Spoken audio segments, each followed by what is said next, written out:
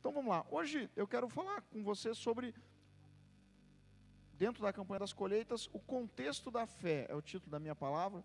Quero que você abra comigo em Lucas capítulo 10, vamos junto, vamos navegar na palavra de Deus aí. Lucas capítulo 10, versículo 1, tá?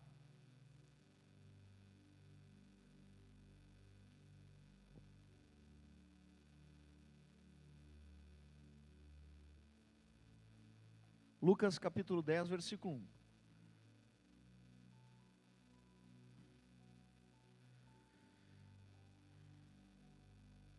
Quem achou aí, fala amém.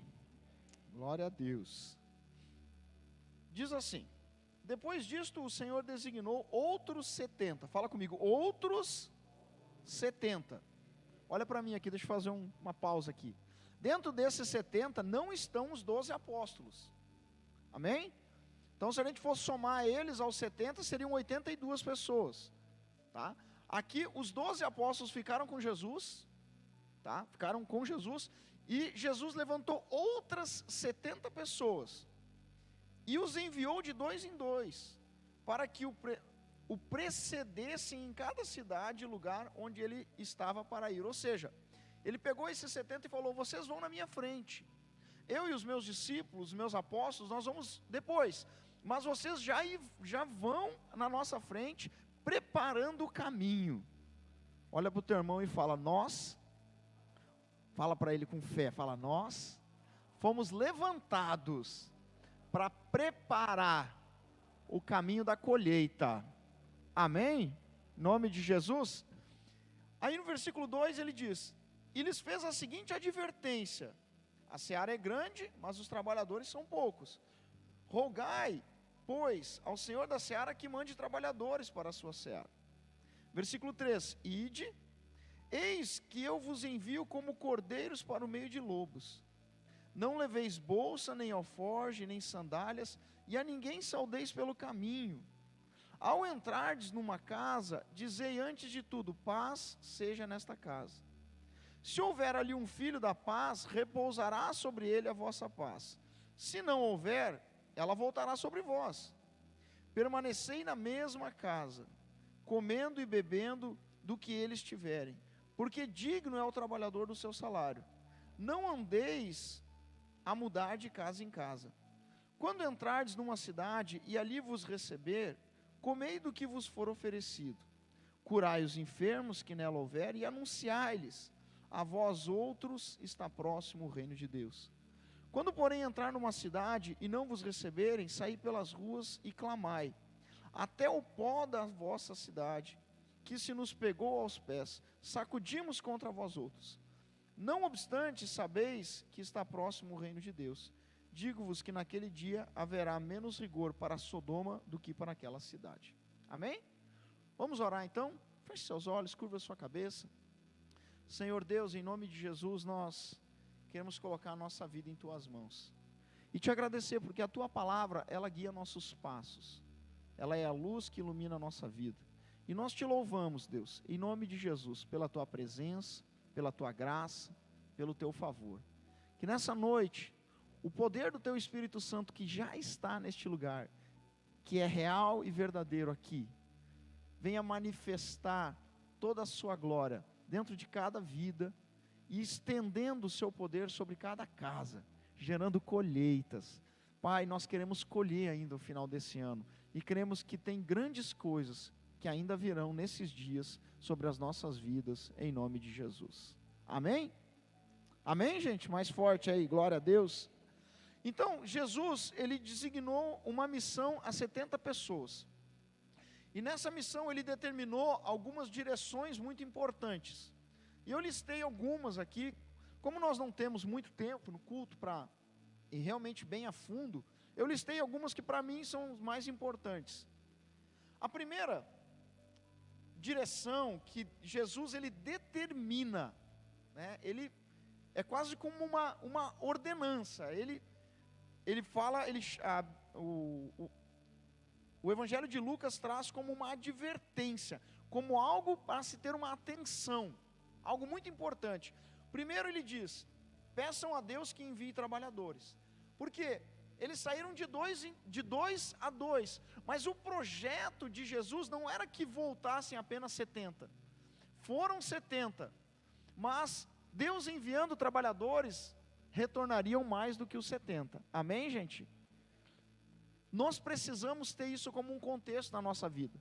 Todos os dias nós temos que orar, nós temos que buscar a Deus e pedir para que Deus envie trabalhadores para cumprir a missão que Ele colocou sobre a igreja nessa terra, amém?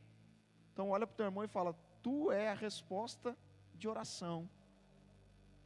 Fala para ele: tu é um trabalhador, uma trabalhadora, amém, gente?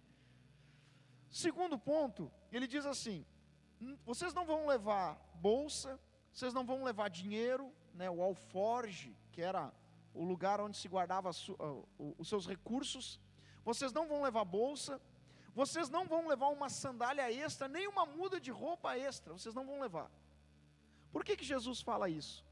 Porque Jesus, ele traz um segundo contexto muito importante.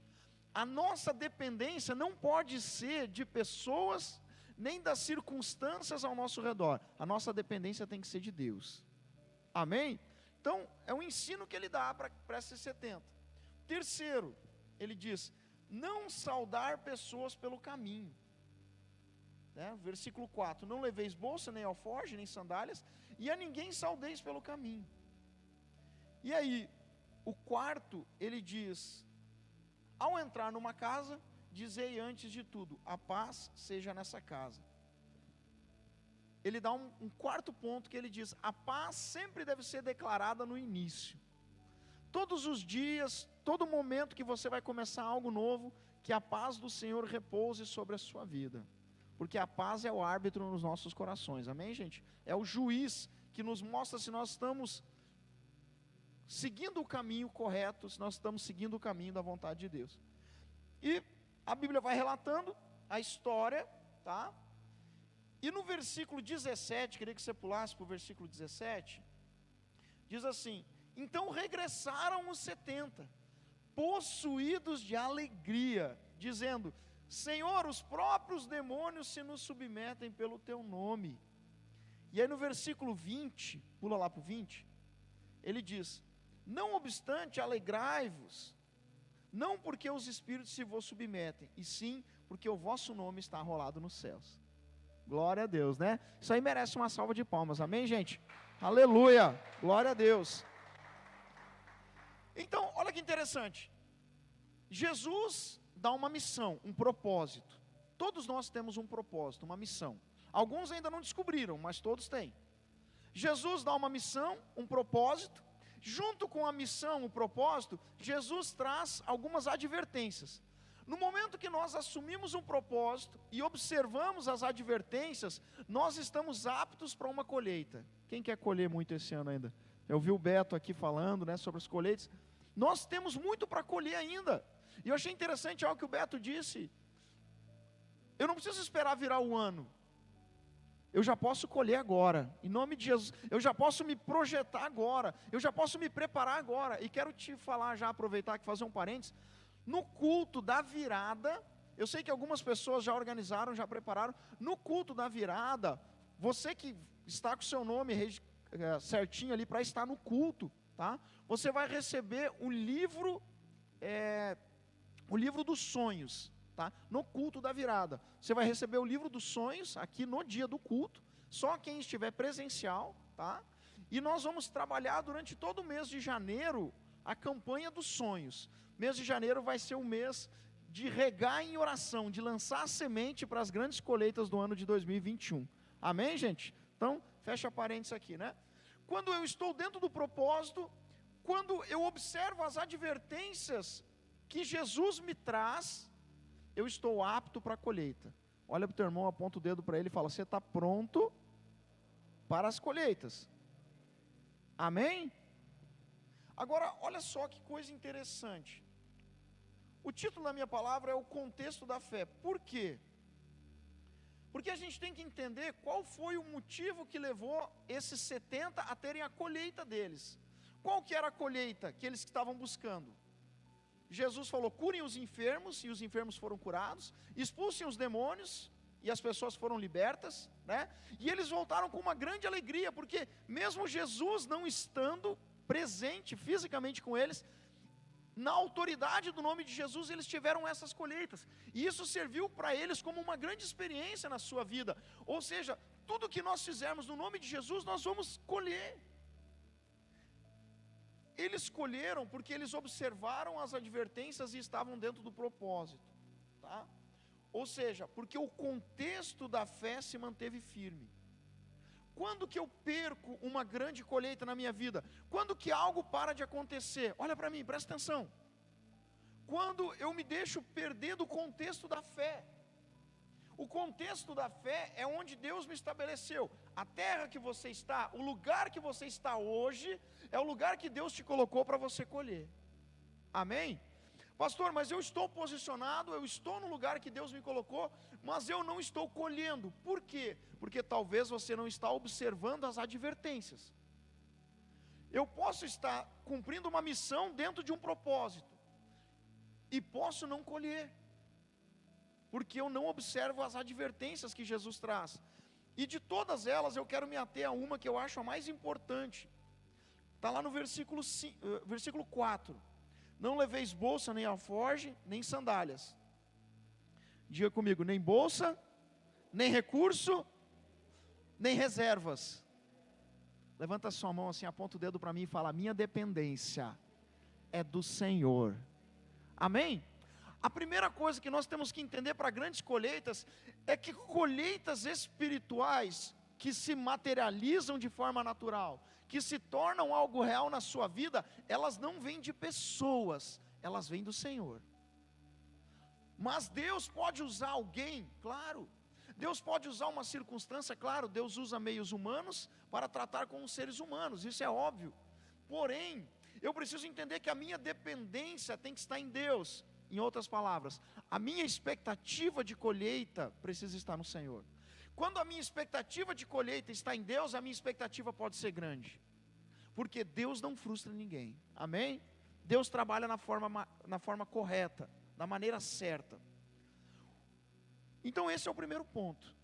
O contexto da fé depende de um alinhamento à dependência de Deus, amém, gente? Agora o segundo e último que eu quero trabalhar com vocês hoje, tá? Está na parte B desse versículo. E a ninguém saudeis pelo caminho. E a ninguém saudeis pelo caminho. Hoje em dia, devido à violência que nós enfrentamos, as pessoas nem se cumprimentam mais muito na rua, já viu? Né? Caminho reto, de cabeça baixa, nem olha muito para o lado, tem medo. Mas não foi esse o contexto que Jesus trouxe aqui. Porque, poxa, se era para libertar as pessoas, se era para anunciar o Evangelho, Jesus, ele diz, né? Vocês vão e vocês vão preceder o caminho, ou seja, vocês vão antes de nós, vocês vão preparar o caminho para uma grande colheita. Parece uma coisa meio incoerente. É para mim preparar um caminho, é para mim anunciar a palavra de Deus, é para mim falar do amor de Jesus, mas não é para mim falar com as pessoas. Parece ou não parece meio incoerente? Parece, né? Mas o que Jesus está trazendo aqui? Jesus está trazendo uma proteção.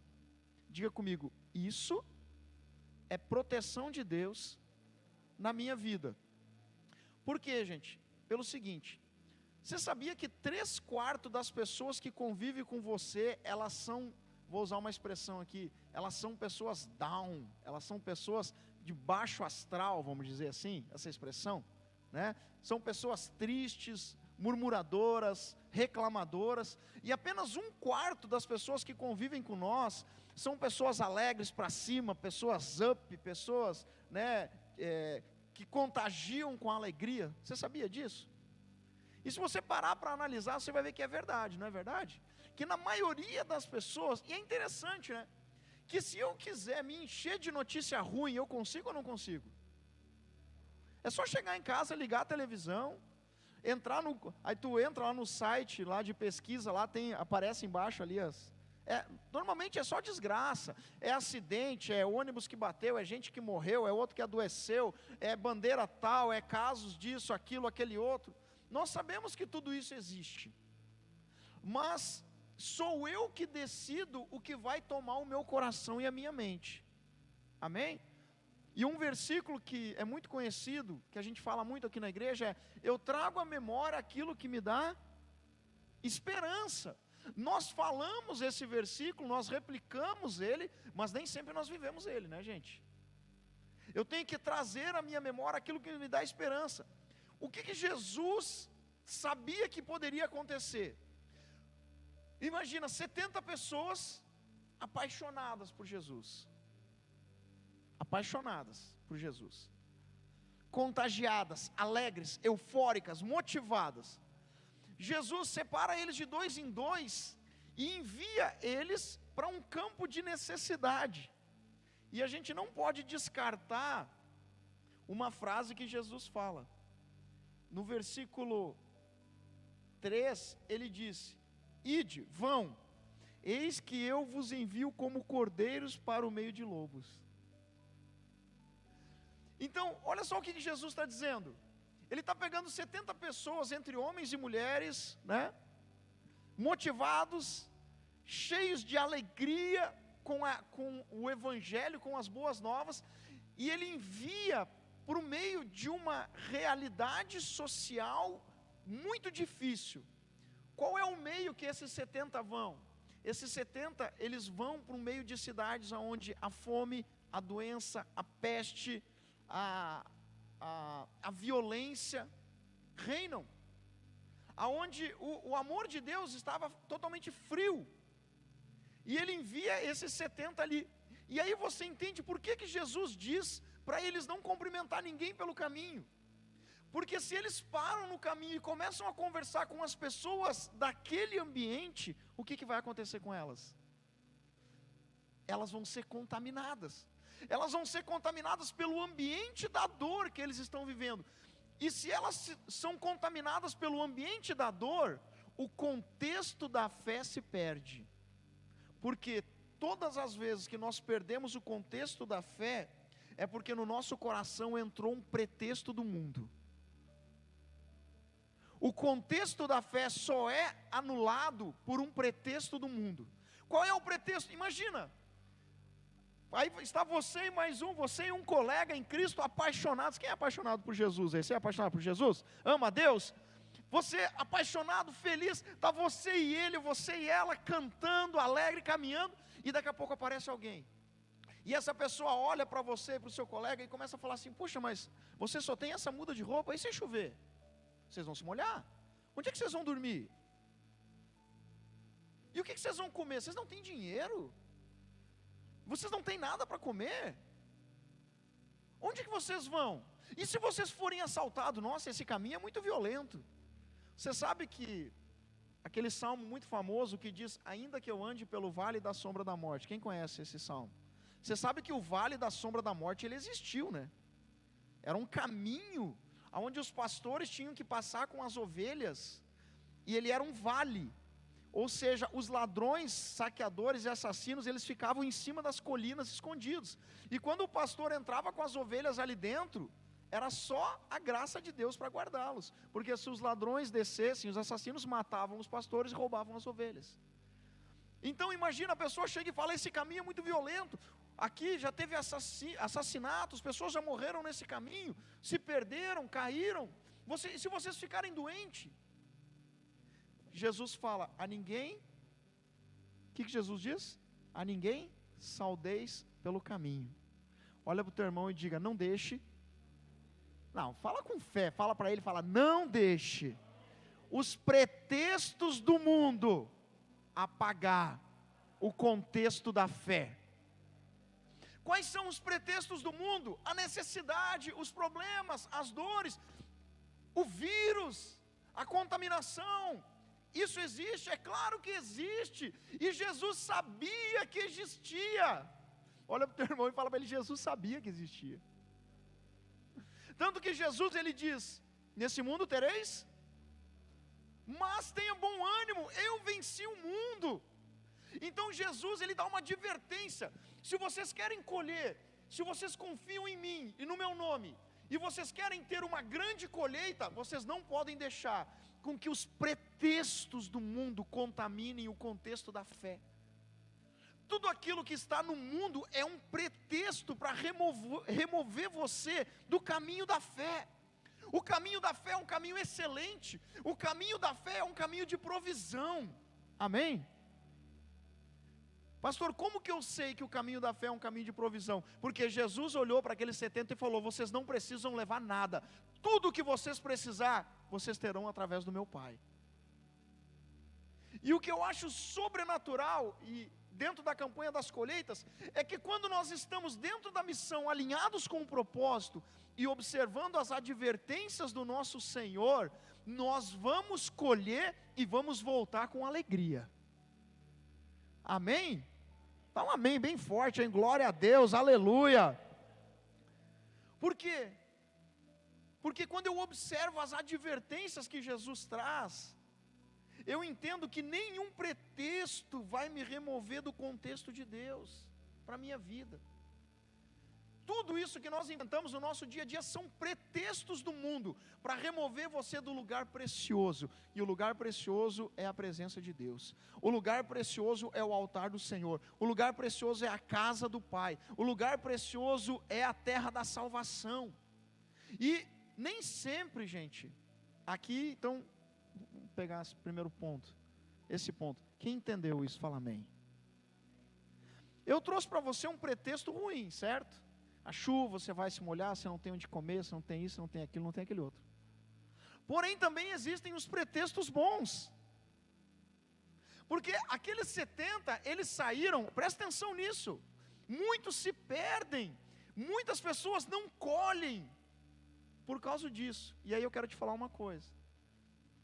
Tem muita gente que está olhando para o seu celeiro e está falando: nossa, eu estou com muitas colheitas. E você está colhendo. Só que infelizmente você está colhendo o que a terra está te oferecendo. Deus quer que você colha o que o céu está te oferecendo. Amém? Não troque as colheitas do céu pelas colheitas da terra. Não troque o que é eterno por aquilo que é passageiro.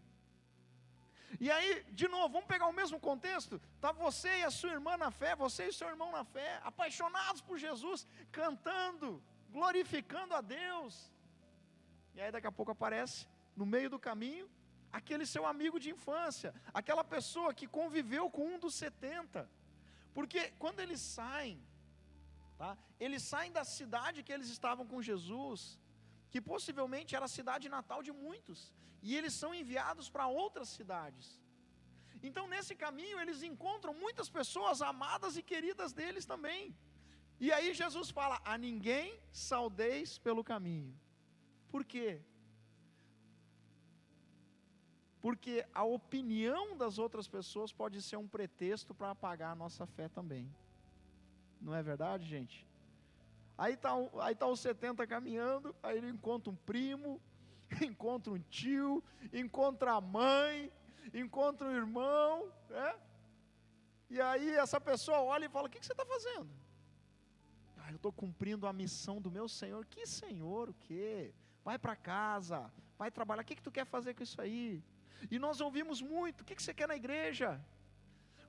Por que você vai virar o ano na igreja? Vamos virar o ano na praia, vamos virar o ano não sei aonde, vamos fazer isso, vamos fazer aquilo. Que dia 8 e 9 celebração, o que? Conferência, o que? Nós vamos viajar, nós vamos para a praia, nós vamos isso, nós vamos aquilo. Não, eu não vou.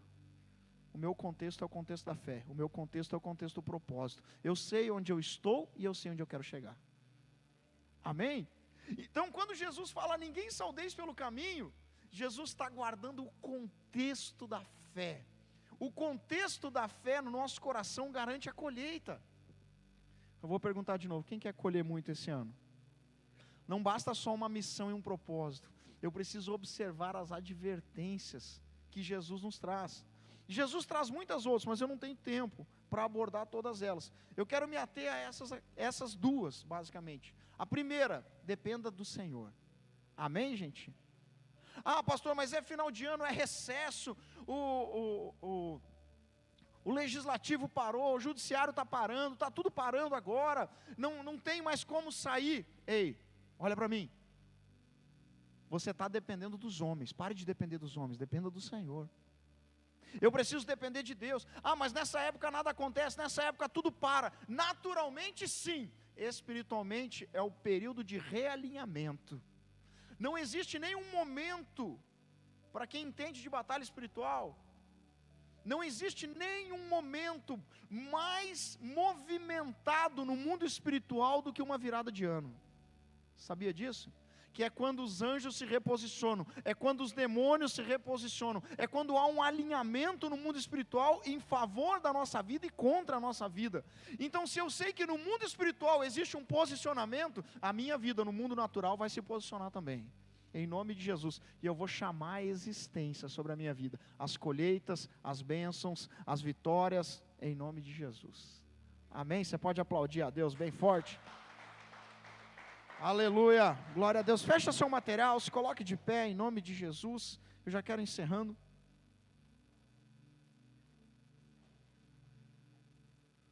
Coloca a mão no teu coração, fecha teus olhos um pouquinho. Fala para você mesmo, diga: nenhum pretexto. Fala: nenhum pretexto vai me tirar do contexto da fé. Fala assim: o que vem do mundo são pretextos para me contaminar. Diga: eu permaneço alinhado no propósito, na missão. Diga: observando as advertências do meu Senhor, em nome de Jesus. Eu quero orar contigo agora nesse momento. Pai, eu quero declarar nessa noite: sela e guarda o coração de cada um. Sela e guarda a mente de cada um. Sela e guarda os ouvidos, os olhos, para que não sejamos contaminados, em nome de Jesus. Senhor, e possamos voltar com a mesma alegria que essas pessoas regressaram nesse dia. E a tua palavra diz: então regressaram os 70, possuídos de alegria, dizendo: Senhor, os demônios se submetem ao teu nome. E o Senhor nos alegra, trazendo a certeza que maior do que a submissão das trevas ao teu nome, é o nosso nome arrolado nos céus, em nome de Jesus. Senhor, eu oro nessa noite, revestindo a mente. Coloca a mão sobre a sua cabeça agora, e diga: em nome de Jesus, eu tomo posse do capacete da salvação, que guarda meus olhos, meus ouvidos. Diga assim: nada, diga: nada vai contaminar a minha fé. Nenhum pretexto vai remover o contexto da fé. Coloca a mão no teu coração. Diga: eu tomo posse da couraça da justiça, que guarda as minhas emoções. Diga: não serei contaminado pelas influências, pelos comentários, pelas opiniões das pessoas. Diga: meu coração está alinhado com o Senhor Jesus. Amém?